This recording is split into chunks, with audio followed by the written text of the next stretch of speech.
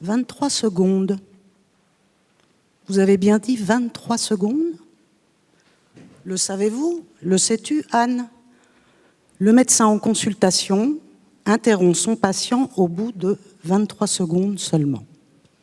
Oui, Laurence, je connais cette étude qui laisse perplexe, voire rêveur, et on a trop souvent l'impression que le médecin s'intéresse davantage à nos organes, à nos bilans, bien plus qu'à nous-mêmes.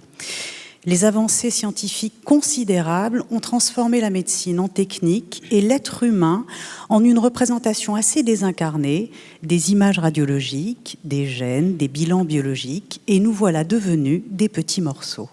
En effet, c'est une vision assez juste de la médecine actuelle. Et les patients dans cette situation ne s'y retrouvent pas. Ils le savent, nous le savons tous, que nous sommes des sujets en entier.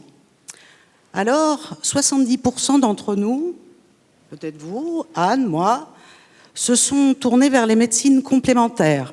C'est quoi les médecines complémentaires?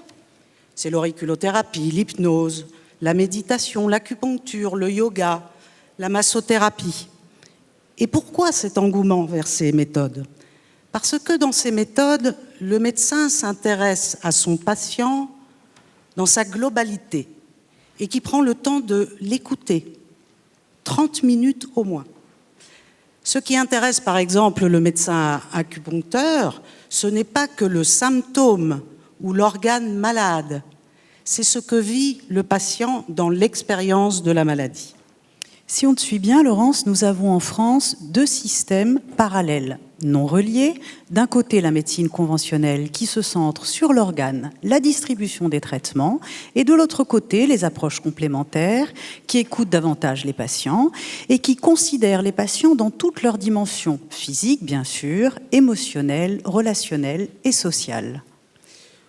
Tu nous dresses en effet une image de la médecine actuelle en France. Et pourtant, aux États-Unis, depuis les années 90, un modèle innovant de soins a vu le jour et qui, justement, combine la médecine conventionnelle et les méthodes complémentaires. C'est ce qu'on appelle la médecine intégrative.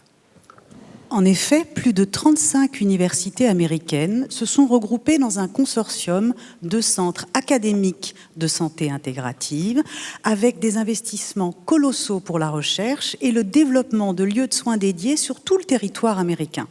Il y a des résultats qui devraient quand même beaucoup intéresser nos responsables politiques, nos économistes. Si on prend l'exemple d'un patient diabétique, s'il prend un traitement par voie orale uniquement, le coût des soins est de 30 000 $. Si le patient est intégré dans un dispositif de médecine intégrative, le coût passe à 9 000 $. Les chiffres parlent d'eux-mêmes. Et on voit que l'impact de cette démarche est aussi important pour le sujet que pour la société en entier. Est-ce que tu peux, Laurence, nous expliciter les principes de cette démarche? Alors, cette démarche est très intéressante à plusieurs titres. Elle ne perd pas de vue les radiologies, les bilans biologiques, les médicaments. Mais elle se centre sur le patient, sur un sujet singulier. Cette méthode s'appuie sur la qualité de la relation entre le patient et le médecin. Et cette relation est considérée comme un levier dans le soin. Le médecin, dans ce dispositif, il se place dans une position d'écoute bienveillante et attentive pour récolter et analyser le maximum d'informations sur son patient, finalement pour le reconnaître en tant que sujet et le connaître en tant que patient, afin de le diriger vers les soins les plus adaptés pour lui permettre sa guérison et son bien-être. Et la guérison, dans cette approche, ce n'est pas que la disparition des symptômes, c'est en fait plutôt un processus de transformation qui va permettre au patient de vivre autrement sa maladie. Un exemple, je suis donc américaine pour l'instant. J'ai une maladie chronique ou un cancer, un diabète, un rhumatisme, ou bien d'ailleurs je ne suis pas malade, je veux faire de la prévention pour moi-même. Je vais consulter dans un centre de médecine intégrative. Si j'ai besoin d'un traitement médicamenteux, d'une chirurgie, d'une radiothérapie, on va me la prescrire.